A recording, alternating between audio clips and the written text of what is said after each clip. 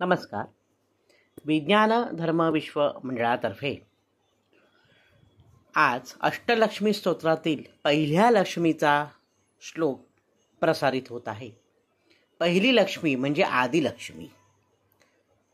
सुमनस वंदित सुंदरी माधवी चंद्र सहोदरी हे ममये मुनिगण वंदित मोक्ष प्रदायिनी मंजुल भाषिणी वेदनुते पंकजवासिनी देव सुपूजित सद्गुण वर्षिणी शांतियुते जय जय हे मधुसूदन कामिनी आदिलक्ष्मी सदा पालय माम. आता आपण या श्लोकाचा अर्थ पाहू. सुमनस वंदित. सुमनस, सुमनस असा शब्द आहे, म्हणजे चांगल्या मनाने जी वंदित आहे, म्हणजे सद्भक्तांनी जिला वंदन केलं आहे. जे देवी भक्त आहेत त्यांच्या मनात देवीविषयी प्रेम आहे, देवीवर त्यांची श्रद्धा आहे, त्या सर्व सद्भक्तांनी तिला वंदन केलेलं आहे. कशी आहे ती? सुंदरी आहे. सुंदर तर आहेच, देवी माता अतिशय प्रसन्न असते, ती सुंदर आहे. माधवी. माधवी म्हणजे धव म्हणजे काय? धव म्हणजे पती. मायाहा धवाहा म्हणजे माधवहा. मा म्हणजे लक्ष्मीचा जो धव आहे, जो पती, तो माधव. मग त्याची जी पत्नी ती माधवी, बरं का. तर माधवे ही सगळी संबोधनं वापरलेली देते. चंद्र सहोदरी. सहोदर म्हणजे काय की एकाच गर्भातून किंवा एकाच ठिकाणाहून निर्माण झालेली. तर चंद्र सहोदरी कसं? तर जेव्हा समुद्र मंथन झालं तेव्हा त्यातनं ती 14 रत्न निघाली. त्यातनं एक रत्न म्हणजे चंद्र, एक रत्न म्हणजे लक्ष्मी.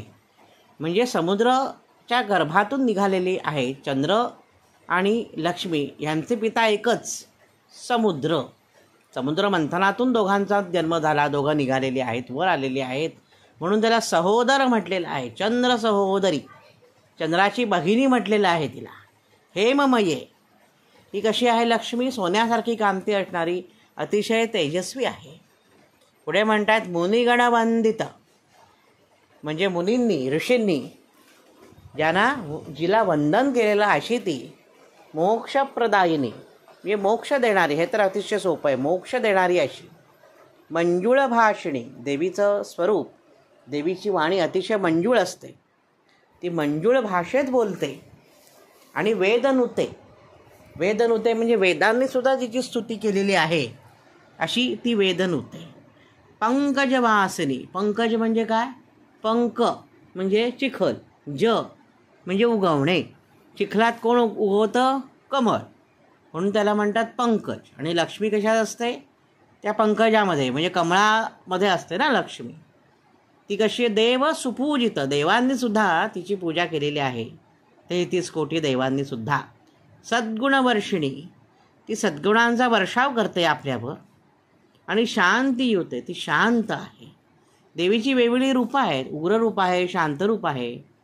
तर जय जय हे मधुसूदन कामिनी, मधुसूदनाची कामिनी. मधुसूदन म्हणजे कोण? मधु आणि सूद. सूद म्हणजे ठार करणे, ठार मारणे. मधु राक्षसाला ज्याने ठार मारलं तो कोण? तो विष्णू. त्याची कामिनी. कामिनी म्हणजे कोण? पत्नी, भार्या.